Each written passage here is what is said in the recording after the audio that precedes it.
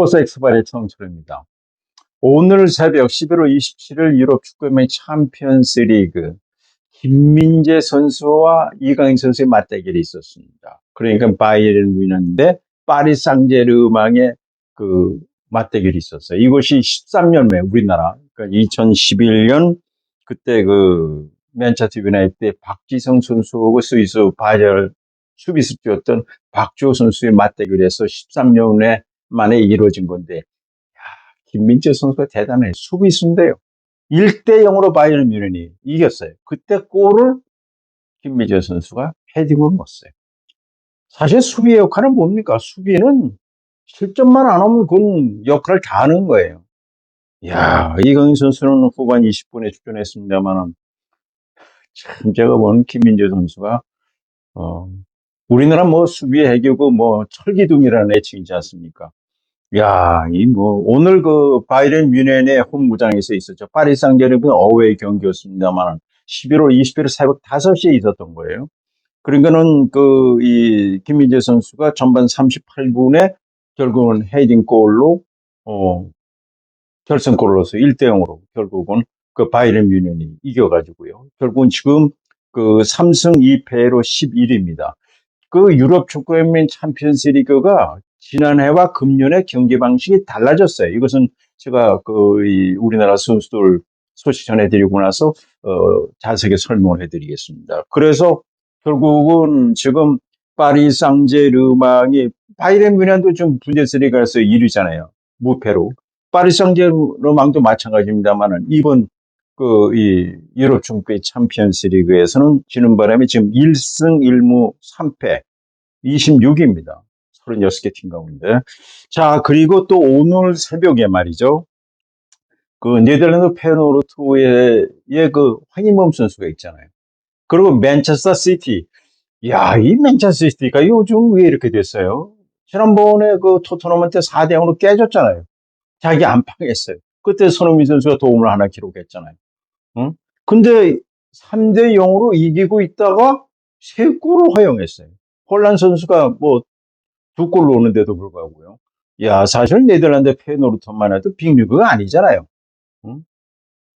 이 맨체스터 시티가 왜 그런지 모르겠어요. 그래가지고 지금 그 2승 2무 1패 이렇게 돼 있어요.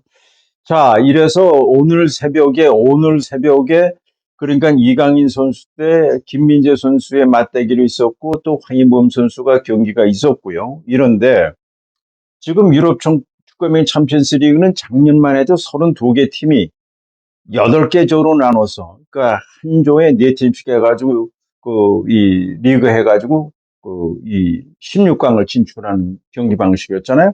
근데 금년부터는 32개 팀에서 36개 팀으로 본선에 늘렸어요. 그러면서 한 팀이 무작위로 8경기를 합니다. 그래서 1위부터 8위까지 출전하면은, 그러니까 8번 경기를 해가지고 1위부터 8위까지가 16강에 진출합니다. 그리고 9위부터 24위까지가 플레이오프를 거쳐가지고 또 16강에 진출해요. 그러니까 25위부터 30위까지는 탈락하는 경기 방식이에요. 그러니까 완전히 경기 방식이 달라지는 거죠. 그러니까 그 국제 경기연맹이 어떻게 보면 이 축구 팬들을 재밌게 하느냐 하는 거를 연구하는 겁니다. 우리 양궁이 옛날에 50, 60, 70 이렇게 했다가 지금은 또 달라졌잖아요. 그러니까 어떻게 하면 축구 팬들을 어떻게 즐겁게 하느냐 하는 것에 이 룰을 조금 바꾸는 거죠. 이런 점에서 자, 이래서 지금 파리 상제르맹이 1승 1무 3패로 지금 26위니까요. 앞으로 이제 3경기를 남겨놓고 있습니다만은 잘못하면 예선 탈락할 수가 있어요. 16강에 진출하지 못합니다. 그리고 바이에른 뮌헨이 오늘 이기긴 했지만은 지금 3승 2패란 말이죠. 지금 그 11위니까 일단은 플레이오프를 거쳐야 돼요. 그 1위부터 8위까지는 16강에 무조건 올라가지만 9위부터 24위까지는 플레이오프를 거쳐가지고 16강에 합류하게 됐거든요. 그리고 이제 그 페노르트가 2승 1무 2패란 말이에요. 20위입니다. 20위. 20위니까 이제 플레이오프를 거쳐야 되겠죠. 25위부터 30위까지 예선 탈락하니까요. 그리고 만체스터 시티만 하면 프리미어리그에서 4년 연속 우승을 차지해갖고 작년엔 유럽 축구연맹 챔피언스리그에서 우승을 차지한 강팀인데 요즘 와가지고 좀 이해가 좀 가지 않아요. 지금 2승 2무 1패로 지금 15위입니다. 15위니까 앞으로 3경기를 남겨놓고 있습니다만은 직접 16강 가기는 어렵고요. 일단은 이런 식으로 한다면은 일단 프로F를 거쳐가지고 16강에 합류하게 되겠죠. 경기 방식이 좀 달라졌다는 말씀을 드리겠습니다. 자, 이번에는 조금 사실 스포츠 팬들은 이런 소식을 좋아하지 않죠. 지금 이기흥 회장, 대한체육회장이 삼선에 도전할 것이냐, 이제 도전하겠다는 겁니다. 작년부터 이 국가 스포츠 정책위원회 만들어질 때부터 이 문체부하고 정부하고 대립각을 세워가지고 큰 말이 많았어요. 제가 보기에는 이규 회장도 대단한 분입니다. 그래가지고 이 시간을 통해서 말씀드리겠습니다만 지난달 10월 10일 이 국무조정실 정부합동 공직복무점검단이 이 대한체육회의 비위 정보 조사에 착수해가지고 이기웅 회장을 비롯한 임원 8명에 대해서 경찰에 수사 의뢰했잖아요. 서울경찰청 반부패 수사대에 수사를 의뢰했어요. 10월 10일입니다. 그러니까 11일에 문체부가 이런 문제가 있으니까 직무 정지를 시켰어요. 그러니까 여러 가지 문제가 많아요. 올림픽 참관인단에 대한 부적절한 운임이라든가 특정 업체 일감 몰아주기, 과다한 수의 계약, 파리 올림픽 선수단 해단식 일방적이야. 이건 아주 잘못한 거예요. 우리가 파리 올림픽에서 대한체육회가 파리 올림픽에 출전할 때 금메달 5개, 우리가 15위 정도 목표한다고 그러는데 13개 금메달 따고 말이죠. 은메달 9개, 동메달 10개로 8위 차지했잖아요. 완전히 예상을 빗나간 거예요. 네? 그래가지고 교육할 때 거기서 인천국제공항에서 환영식 하게 돼 있었는데 해단식과 그걸 일방적으로 취소시켰잖아요. 이건 제가 보기에는 아주 잘못한 거예요. 근데 이런 문제, 여러 가지로, 파리 올림픽 코리아 하우스 운영 문제라든가 여러 가지 문제가 있다 보니까 업무 정지시켰단 말이죠. 왜? 문체부가 예산을 주고 있어요. 그러니까 당연히 이 체육, 스포츠가 자율적 독립성을 가지고 있지만은 예산을 주니까 당연히 문제를 지적할 수 있고 또 관리할 수 있는 거죠. 그러니까 유인천 장관이 업무 정지를 시켰는데, 자 이러다 보니까 업무 중지를 시켰는데 지금 이경 대한축구회장이 IOC 위원입니다. 그래서 지난 21일 업무가 정지되어 있는 상황에서 대한체육회를 갖다가 가서 말이죠. 내년 2025년에 하얼빈에서 동계아시안게임에 대한 업무 받고 진천에 가서 또 이거는 초법적인 거죠. 그러다 보니까 그게 문제가 있지 않느냐 하니까 자기는 대한체육회장으로 간 게 아니라 IOC 위원 자격으로 갔다. 이렇게 이제 업무 자기가 얘기를 했어요. 그리고 이제 그렇게 이제 국무조정실 복무점검단이 그렇게 이제 이 서울경찰청 반부패 수사대 수사를 의뢰하니까 또 서울행정법원에 직무정지, 집행정지, 가처분을 했단 말이에요. 이야, 이게 말이죠. 그러다 보니까 오늘 말이죠. 감사원이 대한체육회에 대한 특별감사에 착수했다. 이렇게 발표했어요. 국무초지식 공직복무점검단이 경찰에 수사 의뢰했고 또 그것도 안 되니까 감사원이 오늘부터 특별감사에 들어가겠다. 이렇게 얘기를 했고요. 자, 그러다 보니까 또 대한체육회 문체부가 지난 12일, 27일에 이 문체부에 그 기금 회장이 진짜 업무 정지당한 상태에서 그거에 대한 조사에 들어가겠다. 자, 이게 뭐, 참, 어떻게 보면, 이기용 회장이 직무 정지를 당했는데, 그러고 말이죠. 과연 문제는 이제 그 문체부나 저 정부 입장에서는 세 번, 지금 두 번 그 대한체육회장을 하고 있는 거예요. 어? 그러니까는 우리나라 대한체육회 정관에는 대한체육회장을 비롯해서 82개 그 산하단체 회장들은 두 번 이상 하려면은, 그러니까 8년까지만 하게 돼 있어요, 회장을. 그리고 두 번 이상 하려고 그러면은, 그 대한체육회 안에 스포츠 공정위원회의 그 심의를 거쳐야 됩니다. 그런데 그 대한체육회 안에는 스포츠 공정위원회가 다 이경 회장이 뭐 임명한 사람들이니까 당연히 거기는 통과할 수밖에 없죠. 그러다 보니까 이경 회장이요. 삼서 세 번째 도전할 것이냐 했더니 오늘 이경 회장이 결국은 그 세 번째 회장이 도전하겠다고 해가지고 지금 했습니다. 그러니까 이경 회장이 세 번째 삼선에 도전하기 위해서 결국은 이경 회장은 지금 IOC 위원은 국가올림픽위원회의 자격으로 IOC 위원이 된 거란 말이죠. 자, 그러다 보니까 지금, 뭐, 감사원까지 나섰죠. 국무조정실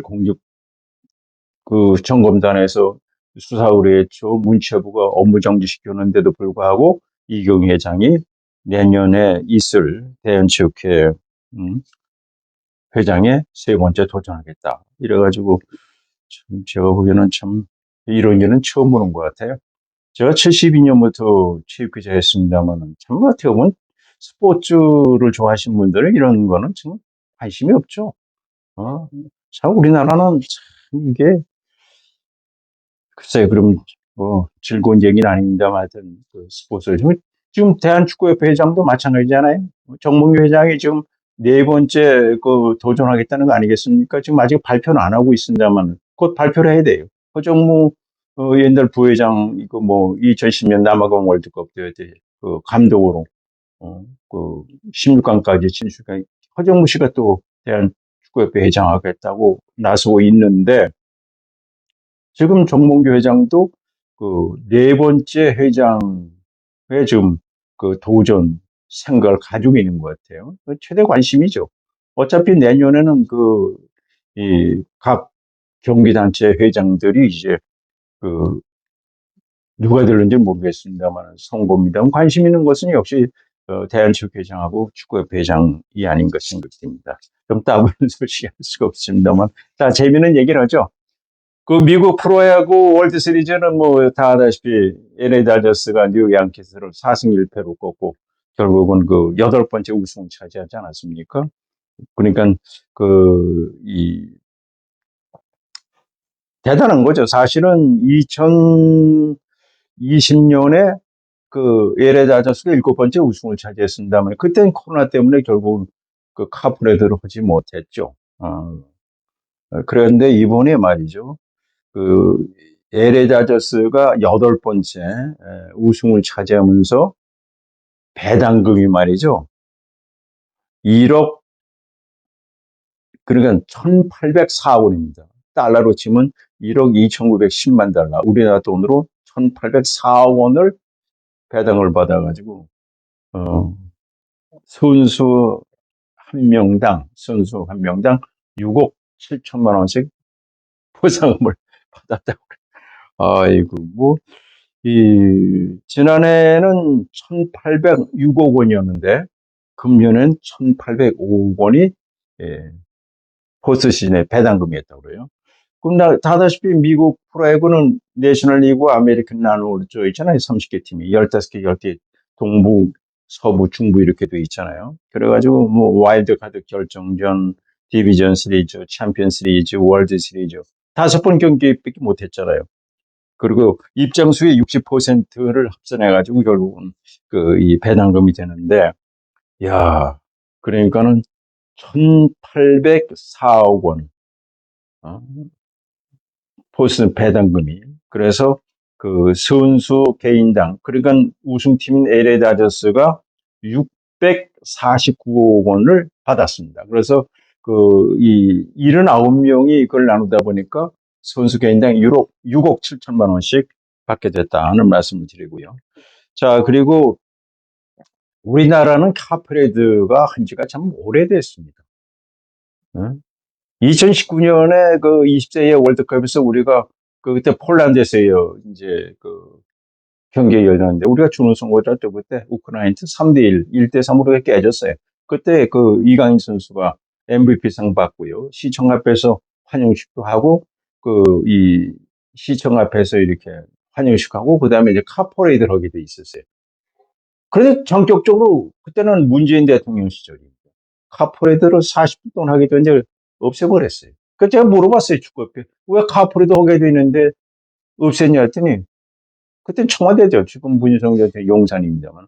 청와대에서 완전히 전격적으로 카퍼레이드라는 것이 뭐 옛날 구시대 군사 정권 시절에 했던 잔재라는 거죠. 아주 잘못된 생각이죠. 왜 그걸 정치적으로 이용합니까? 자, LA 다저스가 8번째 우승을 차지했잖아요. 지난 11월 1일 로스앤젤레스에서요. 엄청난 환영식이 있었어요. 2층 버스, 선수, 가족, 코칭 스테이 7대로 해가지고 말이죠. 22만 명의 관중이 몰렸어요. 22만 명. 어? 그 LA 다운타운을 말이죠. 이야, 이게 스포츠예요. 근데 우리나라는 뭔가 잘못 알고 있는 거예요. 에이, 참.